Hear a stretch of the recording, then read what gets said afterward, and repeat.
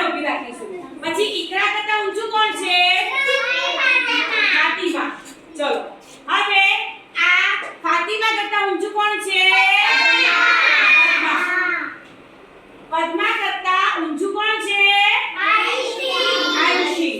આયુષી કરતા ઊંચું કોણ છે? અને પ્રિયા કરતા ઊંચું કોણ છે? આયશા. તો તમે જુઓ ચડતો ક્રમ કેવી રીતે હોય? નાનું મોટું મોટું મોટું મોટું મોટું સૌથી મોટું. ચડતા ક્રમમાં પહેલા નાની સંખ્યા આવે, પછી એનાથી મોટી, એનાથી મોટી, એનાથી મોટી, એનાથી મોટી, એનાથી મોટી ને એનાથી મોટી. તમે જુઓ ચડતામાં પહેલો કોઈ સંખ્યા છે? 1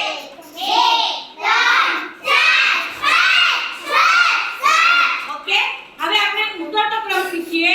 તો ઉતરતા ક્રમમાં આમ જવાનું. સૌથી પહેલા મોટી સંખ્યા આવશે. કઈ સંખ્યા આવશે? મોટી સંખ્યા. મોટી, પછી એનથી નાની, એનથી નાની, એનથી નાની, એનથી નાની, એનથી નાની, સૌથી નાની.